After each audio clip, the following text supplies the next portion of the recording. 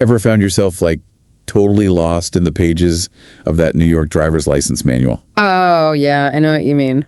It can be a real head scratcher. Yeah. But whether you're like, getting ready for your driving test or just want a refresher on the rules of the road, Right. we're here to break it all down. Absolutely. So think of this deep dive as your cheat sheet Oh, to like confidently cruising through New York's roads. I like that. First up, let's talk about those different license classes. Okay. The non-commercial ones. All right, sounds good. So you've got your standard Class D license. Right, the one most people think of when they hear driver's license. But did you know there's also a Class DJ? Specifically for those under 18. Yep, for the youngsters. A junior license. That's right. What's the big difference between that and a regular Class D? Well, for starters, a Class DJ license has some regional restrictions. Oh, really? Yeah, so imagine you're a teenager living in NYC or Long Island with your brand new Class DJ license. You can only hit the road between 5 a.m. and 9 p.m. Oh, wow. unless you have a supervising driver who's at least 21. So a parent or something. Yeah, exactly. Someone with a valid license, of course. Okay, makes sense. Right. So that definitely puts a stop to those late night plans. For sure. No cruising around after dark without an adult. What about upstate? Upstate. Yeah. Are the restrictions the same? It's a bit more lenient on the time restrictions upstate, Oh, okay. but you still need that licensed driver over 21 to be with you. Got it. And don't forget, no matter where you are in New York, a junior license requires 50 hours of supervised driving practice. 50 hours. 50 hours. That's a lot of driving. It is a serious commitment. I'm guessing that's meant to really hone those driving skills before they're on their own. Oh, absolutely. It's all about getting that experience behind the wheel. And it's not just any 50 hours. So, right. Not just any 50 hours. 15 of those have to be after sunset. To get comfortable driving in low light conditions. Exactly. Yeah. That's important. Okay, makes sense. But I heard there's one interesting exception. Oh, you mean the daycare exception? Yeah, the daycare exception. What's that all about? So let's say you're a junior driver and you need to drive outside of those restricted hours. Okay. Like maybe to pick up a younger sibling from daycare. Right, because your parent has to work late or something. Exactly. In those situations, the daycare exception kicks in. So it allows you to drive for those essential family responsibilities. That's right. It's practical, you know? It takes into account the needs of working families. Uh-huh. So we've talked about the types of licenses, but what about the actual process of getting your very first New York driver's license? All right. So first things first, you need to gather all the necessary documents and submit an application. Okay. So paperwork. Yeah. That's the MV-44 form. Okay. And then comes the vision test. To make sure you can actually see the road. Uh-huh. Then a knowledge test to make sure you know the rules of the road. And of course... Fees?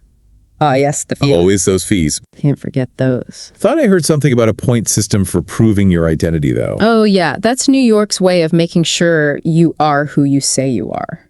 Interesting. You need to collect at least 6 points. Presenting different documents, like a passport, for example. Okay. That's like hitting the jackpot worth 6 points all on its own. Okay. But if you're using a driver's license from another state... Uh-huh. That's only 4 points, so you'll need another document. To reach that magic number 6. Exactly. So it's you got to find the right combination of documents. Yeah, you could say that. To unlock those driving privileges. You got it. And then after all that, you got to take the road test. Of course, the big corner. Any insider tips for those getting ready to face the music? Well, practice makes perfect, right? Remember those 50 hours of supervised driving we talked about? Yeah. That's not just about checking a box. It's about getting comfortable behind the wheel. Right. Making those hours count. Exactly. Drive after sunset practice in moderate to heavy traffic experience. Different types of roads. You'll be thankful you did when test day comes. It was about quality practice, not just quantity. For sure.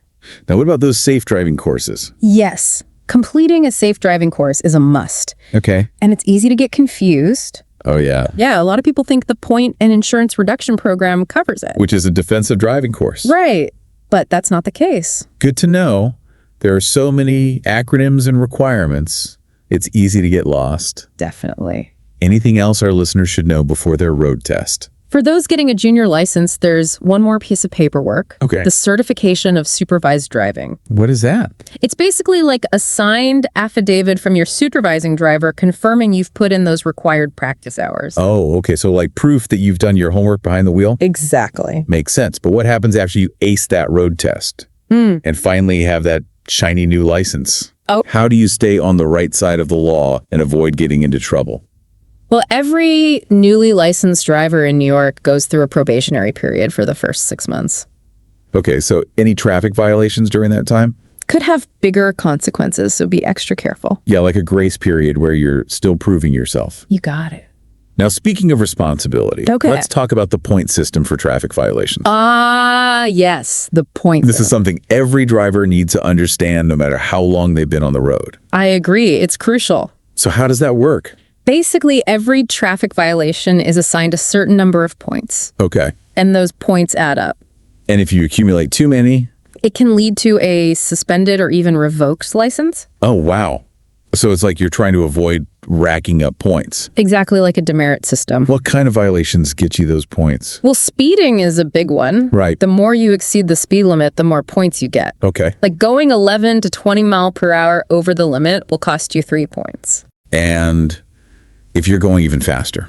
Oh, then it gets worse. 21 to 30 middle hour over. Yeah. That's 4 points. Yikes. And then there are the really serious offenses like reckless driving or passing a stopped school bus. What about those? Those will each land you 5 points. Wow. That's a lot for one mistake. It is. It shows how important it is to be mindful of those rules of the road. Definitely. I have one more question. Sure. What about using your cell phone while driving? Oh, that's a big one these days. Is it part of the point system? Absolutely. Using your phone while driving will set you back 5 points. Wow. So those points really add up. They do. And on top of the fines, you'll have to pay for those violations. Yeah. There's also the driver responsibility assessment. Driver responsibility assessment. Yeah, it's basically an extra financial penalty Oh, no. for accumulating too many points. Like if you hit 6 points within an 18-month period, Yeah. you'll be paying an extra $100 per year for the next 3 years. Oh, wow. That's a lot. Yeah, those fees can really hurt. So the message is clear. Be a responsible driver and follow those traffic laws, not just to avoid fines, but also to protect your driving privileges. Absolutely. It's all about safety and responsibility out there. Now let's shift gears and move on to something a bit more practical. Sounds good. Navigating those sometimes tricky right-of-way rules at intersections. Ah, yes. Those can be confusing. I think we've all been in those situations where you're not quite sure who has the right-of-way. It happens to the best of us. So break it down for me. How do we know who yields to whom? Well, it all depends on the specific situation you're in. Of course. Like imagine you're at an intersection with a green light Okay. and you're going straight, but there's another car already in the intersection making a left turn. I see. In this case, you have to let them complete their turn before you enter the intersection. Even though I have the green light. That's right. It's about prioritizing safety and being aware of what's going on around you. Okay, so even with a green light, you still need to be cautious. Now, what about those situations where you're entering a roadway from a driveway or a private road? Yeah, that's a good one. Who has the right of way then? Think of it like you're the new kid on the block coming in from a driveway or private road. You always have to stop and yield to the traffic already on the road as well as any pedestrians. So it's like trying to merge into a flowing river. You have to wait for an opening and blend in smoothly. That's a great way to put it. All right, let's talk about one more right-of-way rule that's super important, the move-over law. You got it. This one's not just about drivers, it's about safety for everyone. Absolutely. The move over law is designed to protect those who are working or assisting others on the side of the road. Right, people who are putting themselves at risk. Exactly. So the law requires you to slow down, and if it's safe to do so, move over a lane. Then, When you see an emergency vehicle or hazard vehicle stopped on the shoulder with their lights flashing. oh, okay. So it's not just about giving them space to work. No, it's also about protecting their lives. It's not just for emergency vehicles, though. No. You're right. What about tow trucks or those construction vehicles? With those flashing amber lights? Yeah, those. Yep, the move over law applies to them too. So it doesn't matter if it's a police car, an ambulance, a tow truck, a construction vehicle. As long as those lights are flashing. Slow down, move over if possible, and proceed with caution. You got it. It's a good reminder to be aware of our surroundings Yeah, and to always prioritize the safety of those working on our roads. couldn't agree more. Speaking of safety, let's talk about turning procedures. Okay. Signaling is like one of the most important things you can do to communicate your intentions to other drivers Oh, absolutely. and prevent accidents. You got it.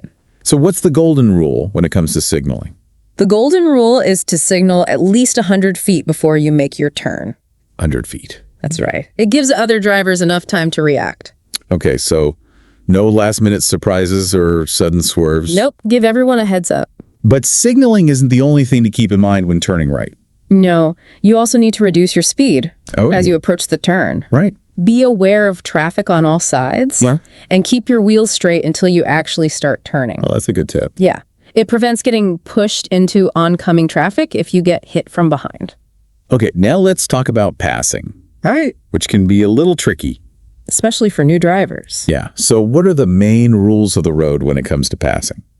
Well, the general rule in New York is to pass on the left. Okay. However, there are some specific situations where passing on the right is permitted. Right. But it's important to understand those exceptions and only pass on the right when it's absolutely necessary and safe. Okay, so pass on the left unless it's absolutely necessary and safe to pass on the right. Exactly. Can you give me an example of when it might be permissible to pass on the right? Sure. Imagine you're on a multi-lane highway Okay. and the car in front of you is signaling to make a left turn. If you can safely pass them on the right without leaving the paved portion of the roadway, then it might be permissible. Okay. But remember, never pass on the right if you have to drive off the pavement or if it's not absolutely clear. Right. Got it. So passing on the right is a judgment call? Yes, and it requires extra caution and awareness. What about when I'm the one being passed? If a car is passing you on the left, the best thing to do is slightly decrease your speed and stay in your lane. Oh, okay. This gives them plenty of space to complete the pass safely. Okay. So just kind of let them do their thing. Exactly. Now let's talk about a situation that demands extra caution. Okay. School buses. Ah, yes, those big yellow buses. Exactly. What are the rules of the road when you encounter a stopped school bus? Well, when you see those flashing yellow lights on a school bus, it means it's getting ready to stop. Okay. So you need to slow down and be ready to stop completely. And when those red lights start flashing? That's a hard stop. No exception. And how far away should you start from a school bus with those flashing red lights? The rule is at least 20 feet away. 20 feet. That gives the children plenty of space to get on and off the bus safely. Makes sense. And you can't start driving again until the bus moves or the driver signals that it's safe. Got it. Those rules are there to protect children, so they're absolutely critical to follow. Didn't agree more. Speaking of rules, let's move on to something that can be a real pain. Parallel parking. Oh, yeah, that one. It definitely takes practice. It does, but mastering parallel parking is essential, especially if you're driving in a city. Where parking spaces are at a premium. Exactly. Those spots are like gold. Okay, so any tips for those of us who still get nervous thinking about parallel parking? Well, the key is to get comfortable backing up. Okay. Judging distances and understanding the geometry of the maneuver. Easier said than done. I know, but the driver's manual outlines a step-by-step approach. It does. It does. And practicing those steps in a safe environment can make a huge difference. So find a quiet street or an empty parking lot. Yeah, and just practice until you feel comfortable. So practice makes perfect, just like with everything else in driving. Exactly. Repetition is key. Now, while we're on the topic of parking, Okay. let's clear up those confusing parking signs.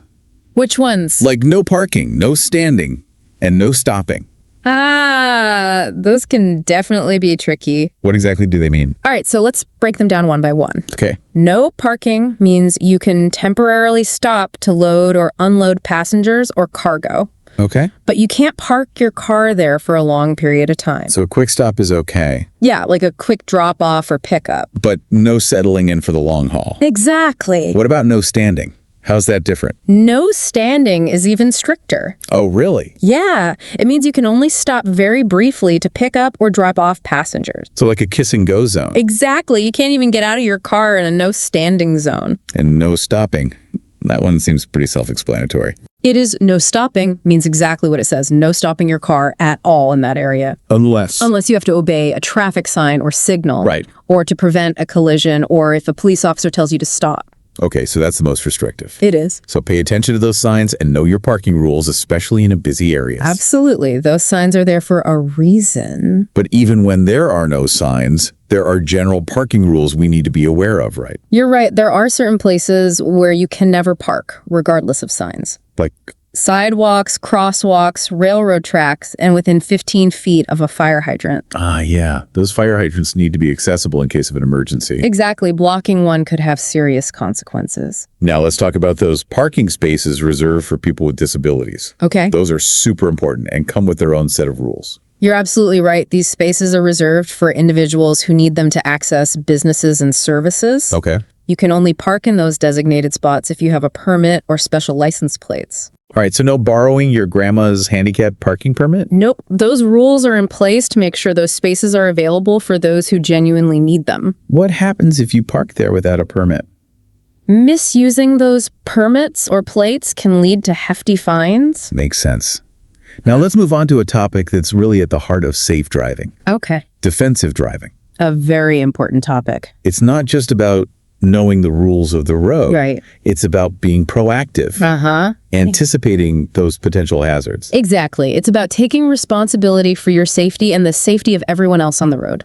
So like being a chess player, How so? thinking several moves ahead Okay. and anticipating what other drivers might do. I like that analogy. So what are some key principles of defensive driving? Well, first and foremost, be prepared and look ahead. So not just focusing on the car in front of me. Nope. Scan the road ahead for those potential hazards. Okay. And think about what you would do if something unexpected happened. So be ready to react. Quickly and safely. That's right. Seems like a lot to juggle. It does take practice, but it becomes second nature over time. Okay. Another crucial aspect is speed management. Oh yeah, speed is a big one. Always obey the speed limit and adjust your speed based on road conditions, traffic, and visibility. So even if you're driving below the speed limit, you could still get a ticket. If you're going too fast for the conditions, yes. So it's all about using good judgment. Exactly. Oh, another thing that's super important, Okay. avoiding distractions. Yes. Distracted A driving. huge problem these days. It really is. And it's not just about putting your phone down. You're right. It's about anything that takes your attention away from driving. So like, Adjusting the radio, eating a snack, having a conversation with your passenger, even just daydreaming, oh yeah, those mental distractions. can be just as dangerous as physical ones. So be mentally present as well as physically present. Exactly. What are some tips for minimizing distractions? Well, put your phone away, out of reach. Out of sight, out of mind. Exactly. And silence those notifications. Good idea. If you need to make a call or send a text, pull over to a safe location. Okay. Pre-program your GPS or radio stations before you start driving. Right. So you're not fiddling with those things while you're driving. Exactly. Avoid eating or drinking. And if you have passengers, Yes. ask them to help you stay focused on the road. That's a good one. Sometimes we need those co-pilots to help us stay on track So it's all about creating a driving environment that minimizes distractions. and allows you to focus on the task at hand. But even when you're being a responsible, defensive driver, Yeah, you're still sharing the road with others. right. And they might not be as cautious. So let's talk about those potentially dangerous encounters Go ahead. with aggressive drivers. Oh, boy. What are some signs that someone might be an aggressive driver? Well, aggressive driving is basically any driving behavior that shows blatant disregard for safety. Or the rights of other road users. Exactly. So you'll see things like, Speeding, tailgating, weaving in and out of traffic, running red lights, ignoring traffic signs, and making unsafe lane changes. it's important to remember that aggressive driving can quickly escalate, Into road rage. which is a whole other level of danger. You're right. Road rage takes aggressive driving to a whole new level. And it involves deliberate acts of violence or threats of violence. Directed at other drivers or pedestrians. So what's the best course of action if you encounter an aggressive driver or find yourself in a road rage situation? The most important thing is to avoid escalating the situation. Okay. Don't engage with them. So don't make eye contact. Right. Don't gesture. No, and if possible, try to safely move away from them. So basically don't feed the trolls. Exactly. What if you can't get away? If you're being followed, drive to a police station or a well-lit, populated area where there are witnesses. Okay, and what if they're involved in a crash? If an aggressive driver is involved in a crash, stop a safe distance away and report their behavior to the police when they arrive. Got it. So don't put yourself in danger by confronting them directly. That's right. Your safety is the priority. Good to have a plan just in case. Always better to be prepared. Now let's shift gears and talk about driving in a specific environment that can be challenging, especially for new drivers. What's that? Expressway driving. Yes, the fast lane. Expressways can be intimidating, especially if you're new to driving. I agree. There's a lot going on. But there are things you can do to stay safe Right. and navigate them confidently Raise before that. you even get on the expressway. Okay. Take some time to plan your route, Yeah, Familiarize yourself with the entrance and exit points. that's a good idea. Knowing where you're going can help reduce anxiety. And make the drive smoother. So pre-trip planning is key. Absolutely. It's not just about hopping on and hoping for the best. Oh, you want to be prepared. Once you're on the expressway, Yeah, maintaining a safe speed is crucial. for sure. Try to stay with the flow of traffic Always adjust your speed based on the conditions. because speed limits are there for a reason. Absolutely. And Yeah. merging that can be one of the most nerve-wracking parts. Oh, yeah, especially for new drivers. Any tips for making that smoother? When you're merging onto the expressway, use the acceleration lane to reach highway speed Okay. and merge smoothly with the flow of traffic. Right. Signal your intentions. Uh-huh. Be aware of the cars already on the expressway. Right. And try to find a gap where you can merge safely. What if you miss your exit? That happens. What did you do? Just take the next exit. Never back up on an expressway. Good reminder, safety always comes first. Always. Now let's talk about another challenging driving condition. Okay. Night driving. Yes, when the sun goes down. It presents unique challenges because visibility is significantly reduced. For sure, it's like driving with a handicap. So what are some things to keep in mind? Well, first and foremost, make sure you're using your headlights properly. Okay. New York law requires headlights from half an hour after sunset to half an hour before sunrise. Anytime visibility is less than 1,000 feet. Got it. But it's not just about turning on your headlights. Right. It's about using the right type of headlights for the situation. Okay, so low beams versus high beams. When should you use which? Your low beams should be your go-to in most situations. Okay. Use them when you're within 500 feet of an oncoming vehicle or 200 feet of a vehicle you're following. To prevent blinding other drivers. That's right. And high beams, High beams are great when there's no oncoming traffic.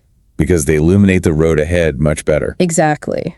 But as soon as you see another vehicle approaching, switch back to low beams. Okay, so be mindful of those high beams. Yep. What about dealing with glare from other headlights? Like those coming at you and those behind you. If an oncoming driver doesn't dim their high beams, try flashing your high beams to remind them. Okay. If they still don't dim, their lights look toward the right edge of the road. To avoid looking directly into the headlights. Exactly. What about glare from behind? To reduce glare from headlights behind you, adjust your rearview mirror to the night position. Oh, okay, that's a good tip. It can make a big difference. So a few adjustments can make night driving safer and more comfortable. Absolutely. Now let's talk about driving in those less than ideal weather conditions. Mike.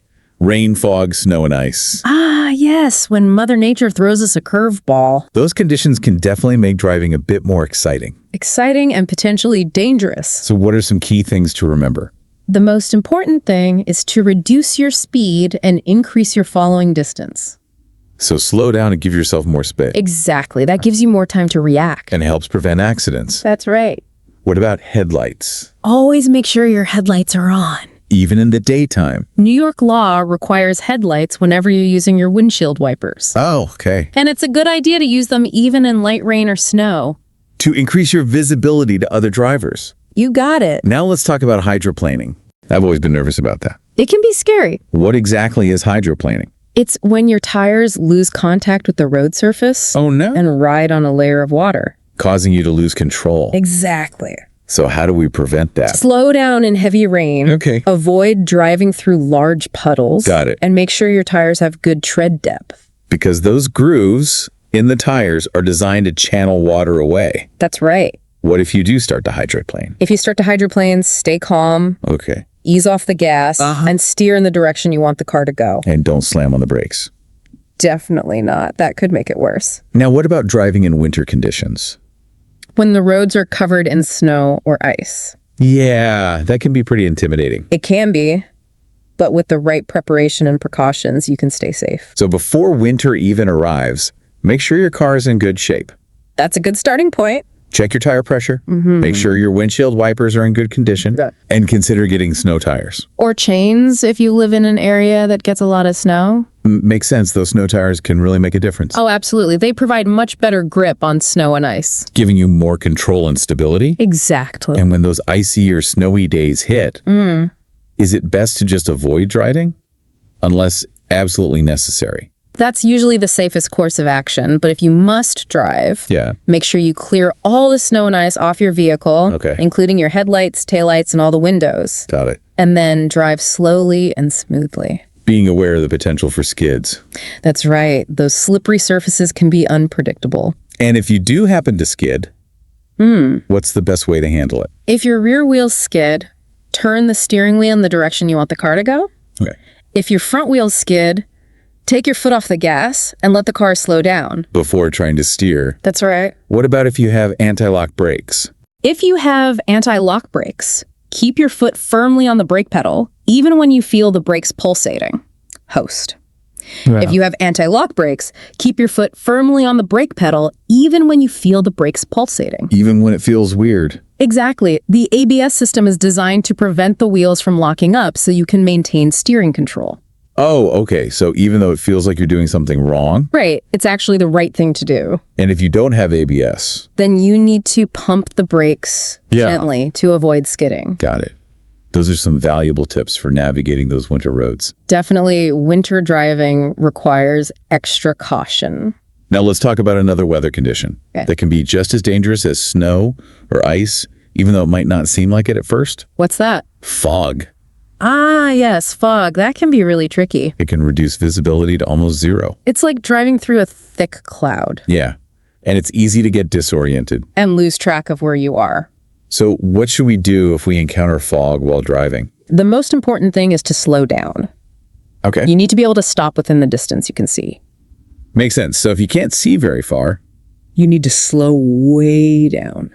what about headlights? Yes, turn on your low beam headlights. Okay. And if your car has fog lights, use those. Because they're designed to penetrate the fog better. Exactly. Now, what about high beams? Wouldn't those help illuminate the fog better? Actually, high beams can make it harder to see in fog Really? Why is that? because they reflect off the water droplets, creating more glare. Oh, I see. So it's not about illuminating the fog itself. No, it's about making your car more visible to other drivers. So stick to low beams or fog lights. Exactly. What if the fog is so dense that you can barely see the road? In that case, it's best to pull over to the side of the road, Okay. as far away from traffic as possible. Light for safety. Turn on your hazard lights and wait for the fog to lift. What if there's no shoulder or safe place to pull over? If you absolutely can't pull over, slow down as much as possible. Turn on your hazard lights. Okay, Wait. and proceed with extreme caution, using the right edge of the road as a guide. But the safest option is to pull over and wait. If at all possible, yes. Better to be safe than sorry. Definitely when it comes to fog, it's better to err on the side of caution. Now let's shift gears and talk about another driving condition that can be challenging, Okay, especially for new drivers. what's that? Night driving.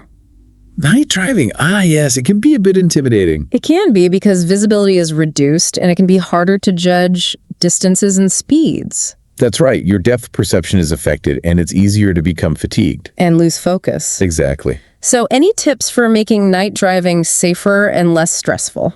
Well, first, make sure your headlights are clean and properly adjusted. Okay, so those headlights are crucial. They are dirty or misaligned headlights can really reduce your visibility. What about high beams versus low beams? We talked about that with fog, but what about at night in general? Use your high beams whenever it's safe and legal to do so. Okay. They can illuminate a much greater distance. But be sure to switch back to low beams as soon as you see an oncoming vehicle. Right, to avoid blinding the other driver. Exactly. It's important to be courteous. Now, what about dealing with glare from oncoming headlights? If an oncoming car's headlights are blinding, you try looking toward the right edge of the road Okay. to avoid looking directly into the headlights. That can help reduce the glare. What about the glare from behind? Oh, for that, adjust your rear view mirror to the night setting. Okay. That can reduce the glare from headlights behind you.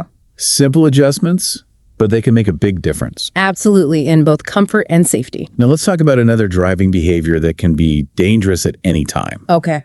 but especially at night. What's that? Drowsy driving. Yes, drowsy driving. That's a serious one. It's just as dangerous as drunk driving. You're absolutely right. When you're tired, your reaction time slows. Your judgment is impaired and you're more likely to make mistakes. It's like driving with a brain fog. Exactly. And many people don't even realize they're drowsy until it's too late. So what are some signs that we might be too drowsy to drive? Well, you might find yourself yawning frequently, having heavy or drooping eyelids drifting out of your lane, or having trouble remembering the last few miles you've driven. So it's not just about feeling sleepy. No, it's about recognizing those subtle signs that your brain isn't functioning at its best. And if you experience any of those symptoms. The only safe solution is to pull over to a safe location, Okay. like a rest stop or a parking lot, and take a nap. Even a short nap can help. Even a 15-minute nap can make a big difference. What about those energy drinks or coffee? Can't those help you stay awake? Caffeine and other stimulants might give you a temporary boost, but they don't eliminate the effects of sleep deprivation. So they're not a long-term solution. No, the best way to prevent drowsy driving is to get enough sleep before you get behind the wheel. So listen to your body. And don't push yourself beyond your limits. Now let's talk about another driving hazard that's become increasingly common. What's that? Distracted driving. Ah, yes, distracted driving. It's a huge problem these days. It seemed to be getting worse with all the technology we have. You're right, there are so many distractions competing for our attention. So what exactly is distracted driving? It's any activity that takes your attention away from the primary task of driving. So like? Talking on the phone, texting, checking social media, eating, grooming, or even having an animated conversation with your passengers. So it's not just about putting down the phone. No, it's about recognizing and eliminating any potential distractions. That could take our focus away from the road. Exactly. Even seemingly harmless distractions can have serious consequences. Because a split second of inattention can be all it takes. Could cause an accident. So what are some tips for minimizing distractions? Put your phone away, out of reach, and turn off those notifications. Okay, so out of sight, out of mind. Exactly. What else? If you absolutely need to make a call or send a text, pull over to a safe location. Okay. Pre-program your GPS and radio stations before you start driving. So you're not fiddling with them while driving. That's right. Avoid eating or drinking while driving. And if you have passengers, Ask them to help you stay focused. right. Sometimes we need a co-pilot to keep us on track. Exactly. It takes a team effort to stay safe on the road So it's all about creating a distraction-free driving environment. and making a conscious effort to stay focused on the task at hand driving. Okay, now let's talk about a topic that can be a bit sensitive, All right. but it's crucial for all drivers to understand. What's that?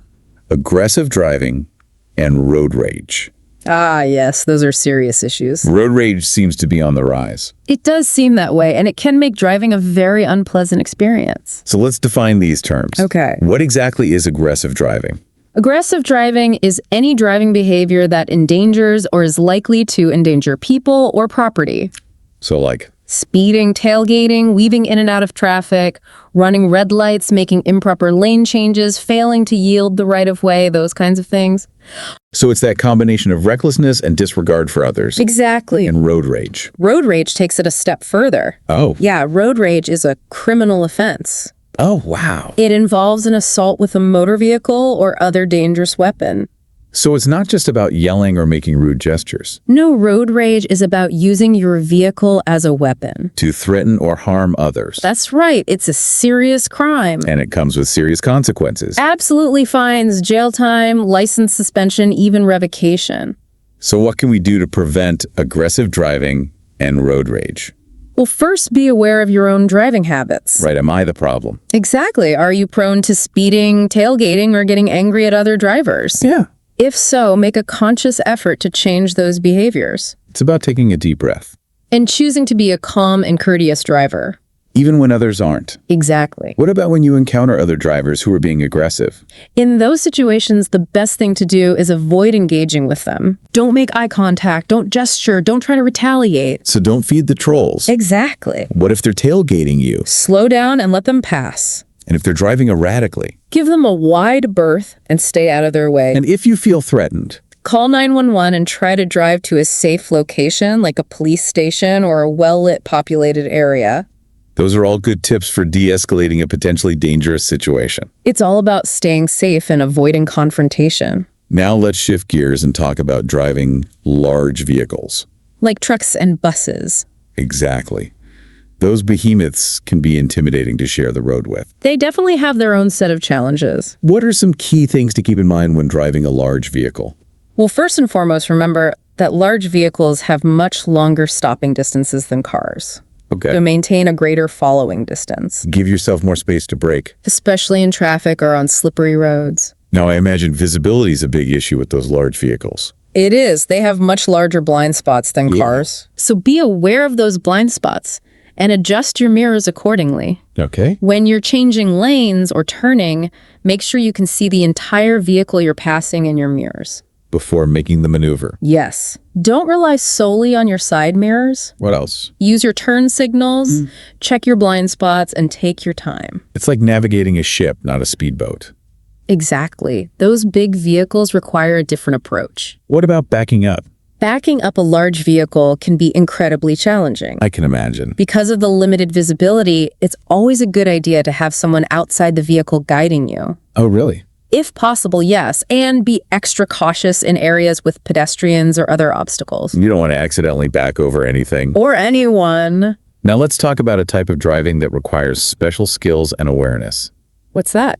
Mountain driving. Ah, yes, mountain driving. It presents unique challenges. It does. Steep grades, sharp curves, unpredictable weather, and even wildlife. Sounds like an adventure. It can be, but it's important to be prepared and cautious. So what are some key things to keep in mind when driving in the mountains? First, slow down. Okay. Mountain roads often have lower speed limits than highways, Right. and it's important to adjust your speed to the conditions. So take it easy and enjoy the scenery. Exactly. What about going downhill? Use a lower gear when going downhill. Okay.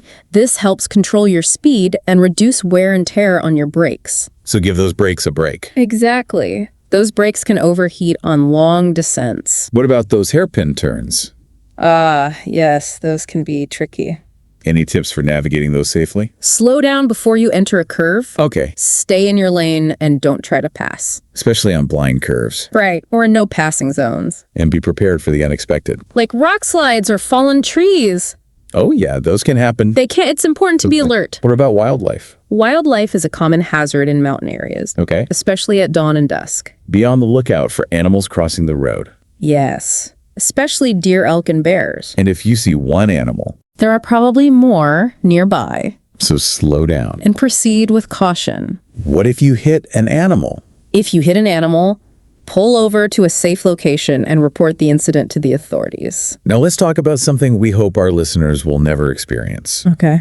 But it's crucial to be prepared for. What's that? Driving emergencies. Yes, those unexpected events that can put our skills to the test. Knowing how to react in a driving emergency can make a big difference. It can mean the difference between a minor incident and a major accident. So let's go over some common driving emergencies Okay. and how to respond to them. Sounds good. First up, tire blowouts. Those can be scary, especially at high speeds. What should you do if you have a tire blowout? The most important thing is to stay calm and maintain control of the vehicle. Okay. Grip the steering wheel firmly and try to steer to a safe location off the road. So don't slam on the brakes. No, that could make you lose control completely. What should you do instead? Ease off the gas and let the vehicle slow down gradually. Once you're stopped, put on your hazard lights and either change the tire yourself or call for roadside assistance. Okay, good advice. What about brake failure? Brake failure is rare, but it can happen, so it's important to know what to do. Terrifying thought. It is, but if it happens, the first thing you should try is pumping the brakes. Really? Yeah, that might help build up enough pressure to slow you down. Okay. If that doesn't work, try shifting into a lower gear. And if that doesn't work? As a last resort, you can use the parking brake. Okay. But be aware that this could cause the rear wheels to lock up. Potentially leading to a skid. That's right. So it's a multi-pronged approach. It is trying different things to slow the vehicle down. And if you're ever in doubt, Don't hesitate to call 911. now let's talk about those slippery situations. When you skid on a wet or icy road, Exactly. those can be scary. They are. What's the best way to handle a skid? The most important thing is to steer in the direction you want to go. Okay. Don't oversteer or slam on the brakes. That could make it worse. Ease off the gas, look where you want to go, and steer smoothly. And once you regain traction, Straighten out the steering wheel and continue driving. like dancing with the skid. Exactly. A nice smooth waltz. And what about anti-lock brakes? If you have ABS, keep your foot firmly on the brake pedal even when you feel the pulsating. That pulsating can be disconcerting. It can, but it means the ABS is working. It's preventing the wheels from locking up. So you can maintain control. That's right. And if you don't have ABS, Pump the brakes gently. got it. Now let's move on to a topic that's becoming increasingly relevant. Okay. Electric vehicles. Or EVs as they're often called. EVs are becoming more and more popular. They offer a lot of advantages over gas-powered cars. I'll get it. Lower emissions, reduced fuel costs, and a quieter, smoother ride. But they also come with their own set of considerations. That's true. They're not exactly the same as driving a gas-powered car.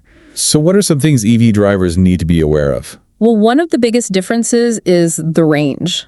Right? EVs have a limited range on a single charge. Exactly. So you need to be aware of your vehicle's range and plan your trips accordingly. So you don't get stranded with a dead battery. That's right. That would definitely put a damper on your day. So it's not just about hopping in and going wherever you want. No, you need to be a bit more strategic Map out your route, and identify charging stations along the way. especially on longer trips. Exactly. What about charging times? Those can vary depending on the type of charger and the vehicle's battery capacity.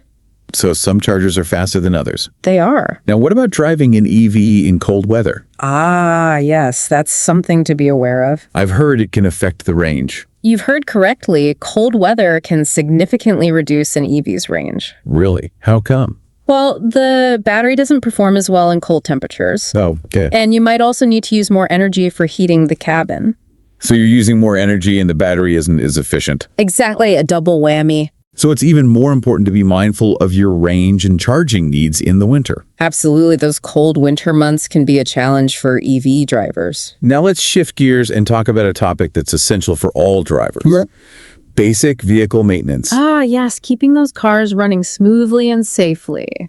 We all know we should be checking our tire pressure and changing our oil. Right, those are the basics. But what are some other basic maintenance tasks that drivers should be aware of? Well, knowing how to perform basic maintenance tasks can not only help prevent breakdowns, Okay. but it can also help you stay safe on the road. So it's about taking ownership of your vehicle. Exactly. Understanding how it works and keeping it in good condition. So beyond tire pressure and oil changes, Yeah. what are some other key maintenance tasks? Checking your fluid levels regularly is crucial. Like, Engine oil, coolant, brake fluid, power steering fluid, windshield washer fluid. all those fluids. Each one plays a role in keeping your car running smoothly. So make it a habit to check them. Regularly, especially before long trips. What about the battery? The battery is the heart of your car's electrical system. So it's important to make sure it's in good working order. Absolutely. You can check the battery terminals for corrosion. What's that? It's that whitish, crusty buildup that can prevent the battery from making good contact. Oh, okay. You can clean it with a wire brush and a baking soda solution. Interesting. You can also have your battery tested at an auto parts store. To make sure it's holding a charge. Exactly. What about lights? Lights are essential for safety, especially at night. So we need to make sure they're all working. Absolutely. Headlights, taillights, brake lights, turn signals, hazard lights. Check them all. How often should you check them? It's a good idea to check them regularly. You can just turn on the lights and walk around your car. Oh, okay.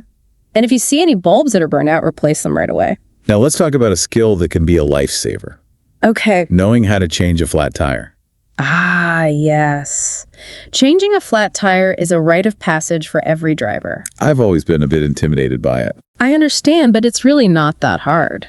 So any tips for those of us who are tire change newbies? Well, before you even hit the road, make sure you know where your spare tire jack and lug wrench are located Okay. and that you know how to use them. Read the instructions Exactly, and maybe even practice changing a tire in your driveway. before you have to do it for real. That's a great idea. You don't want to be figuring it out on the side of the road in the dark. No, definitely not. So if you do get a flat tire while driving, pull over to a safe location off the road, Okay. turn on your hazard lights, put on the parking brake, Emin, follow the instructions in your owner's manual, step by step. got it. Those are some valuable tips. It's all about being prepared. And knowing what to do in those unexpected situations. Absolutely. And if you're ever unsure about something or you encounter a problem, you can't handle yourself, Don't hesitate to call for roadside assistance. or take your vehicle to a mechanic. Exactly. Sometimes it's best to leave it to the experts. Better to be safe than sorry. Now, let's shift gears and talk about sharing the road with those big rigs. The trucks that keep our economy moving. Exactly. Yeah.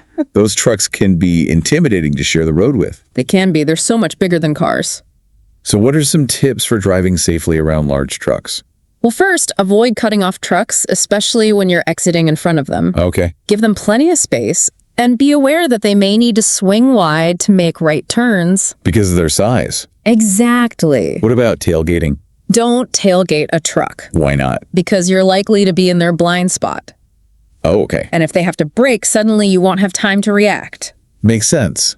What about stopping behind a truck? Leave extra space when you're stopped behind a truck, especially if you're going uphill. Okay. Trucks can roll back slightly when they start moving. Oh, that's good to know. You don't want to end up getting hit. So give those truckers plenty of space. And remember, they're working hard to keep our world running. Now let's move on to a topic that's incredibly serious. Driving under the influence of alcohol or drugs. Yes. This is something we need to talk about. It's not just about breaking the law. Right. It's about putting lives at risk.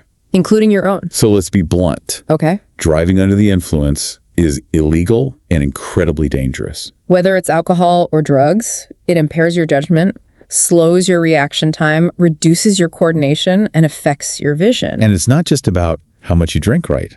No, there are other factors that come into play. Like your weight. Yes, your weight, your metabolism, how much food you've eaten, and your tolerance level. So even if you don't feel drunk, You could still be impaired. and the legal limit for blood alcohol content in New York is pretty low, It is 0.08%. and you don't even have to be legally drunk to be arrested. That's right. You can still be arrested for driving while ability impaired. With a BAC lower than 0.08%, If you're showing signs of impairment, so this is not just about avoiding a DUI. it's about avoiding any level of impairment. That could affect your driving. What about the penalties for driving under the influence? There's severe, hefty fines, license suspension or revocation, mandatory alcohol education or treatment programs, and even jail time. And those penalties increase with each offense. They do, so it's not worth the risk. So if you're going to drink, don't drive. Plan ahead, designate a sober driver, call taxi or a ride-sharing service, or use public transportation. It's not worth risking your life or the lives of others. Agreed. And it's not just alcohol that can impair your driving. Right. Drugs can also affect your ability to drive safely. Both illegal and prescription medications. Absolutely. So always read the labels of any medication you're taking, And be aware of potential side effects. like drowsiness, dizziness, blurred vision. If you're ever unsure, talk to your doctor or pharmacist. They can advise you on whether it's safe to drive. Okay, now let's talk about a specific driving challenge that can be particularly dangerous. Okay. Railroad crossings. Yes. Those flashing lights and clanging bells. They can definitely get your heart racing Railroad crossings are inherently dangerous, because trains are so much bigger and heavier than cars. and they can't stop quickly, So it's a classic case of an unstoppable force. meeting a very movable object. Okay, so what are some safety tips for approaching railroad crossings? Always expect a train. Okay, Never try to race a train to a crossing, and never drive around lowered gates. got it. Those gates are there for a reason. They are. What else? Slow down as you approach the crossing and be prepared to stop. Okay, And remember, a train is much closer and moving much faster than it appears. so those optical illusions can be dangerous. They can. Now, what about those crossings that don't have gates or flashing lights? Those can be even more dangerous. Because there's no warning system. Exactly. So be extra cautious at those crossings. Slow down. Look both ways and listen for approaching trains. Okay. It's always better to err on the side of caution. What should you do if your car stalls on the tracks? Oh, that's a nightmare scenario. It is. What do you do? If you see a train coming, get out of your car immediately. Move away from the tracks in the direction the train is coming from. Okay. That gives you the best chance of avoiding debris if the train hits your car. And if there's no train in sight? Try to start your car. Okay. If that doesn't work, get out of your car and call 911 or the emergency number posted on the blue sign at the crossing. So those blue signs are important. They contain information about the crossing location and who to contact in an emergency. So they could save your life.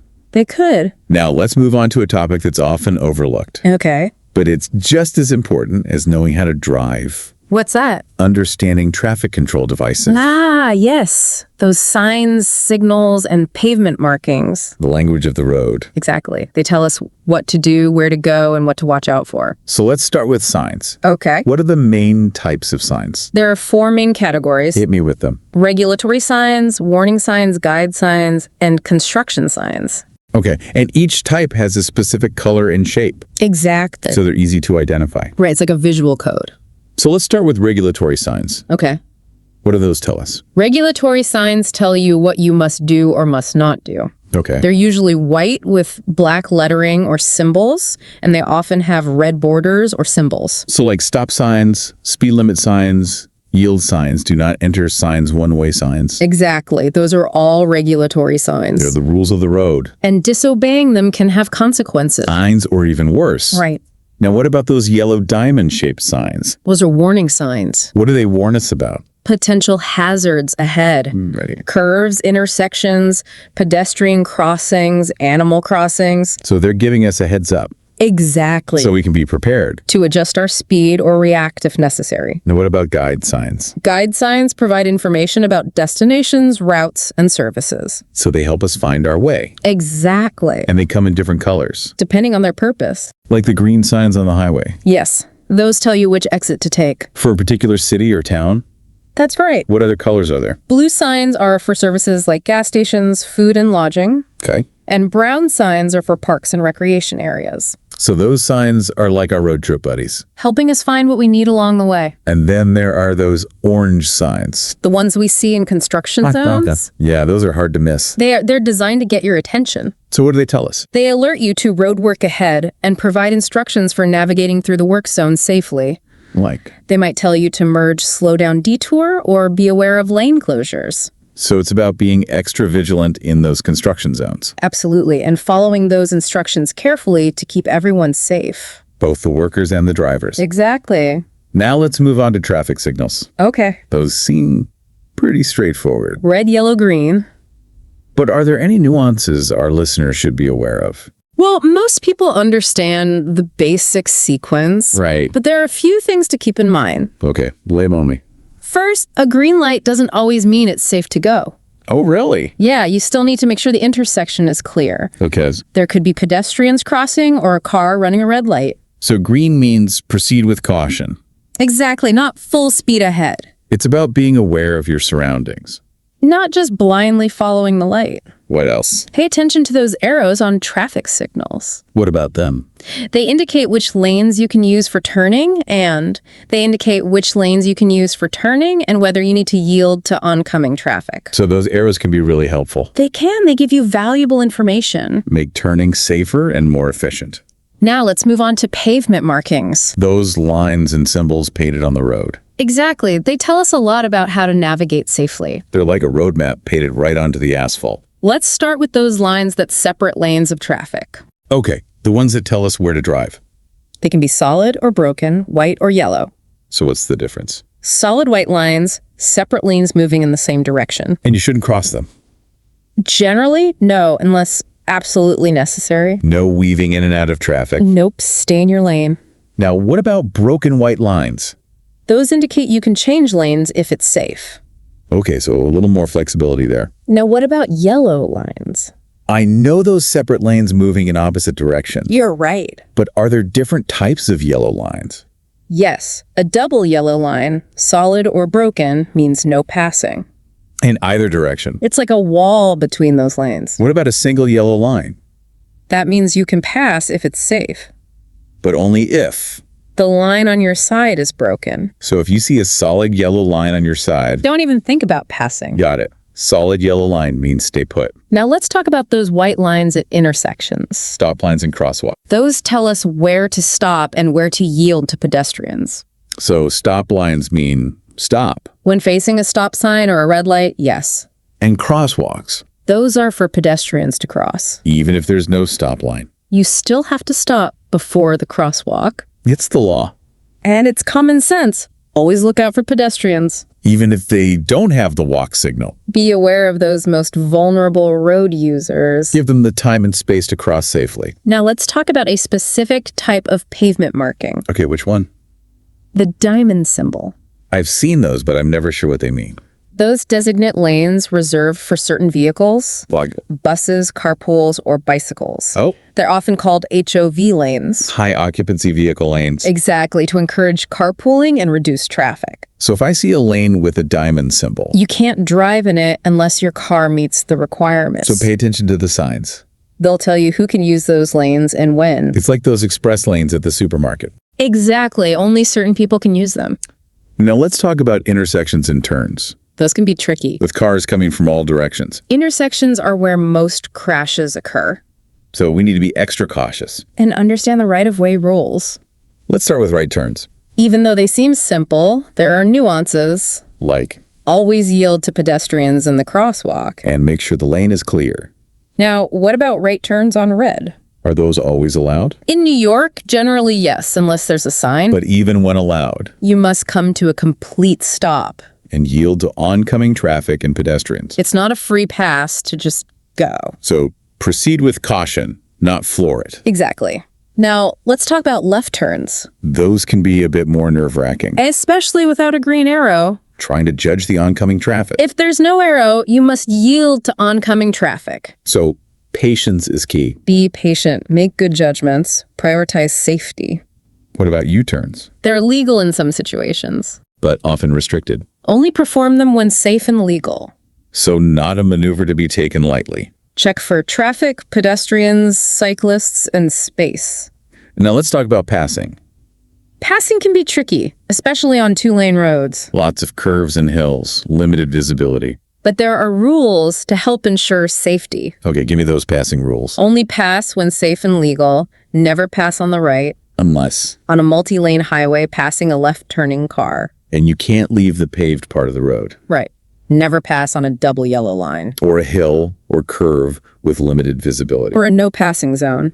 So patience, visibility, and enough space. Don't cut off the other driver or force oncoming traffic to swerve. And don't speed up to pass. Pass at a safe speed. It's safer and gives you more time to react. Now what about passing large trucks? Those have significant blind spots. So be extra cautious. They take longer to stop and accelerate. And may need to swing wide for turns. So how do we pass a large truck safely? Make sure you have plenty of space and visibility. Huh? Signal well in advance. Let them see you. Pass quickly and safely. Don't linger. And check your mirrors before merging back in. Make sure you're clear of the truck. Clear communication, quick execution. Now let's talk about school buses. Precious cargo. Extra careful.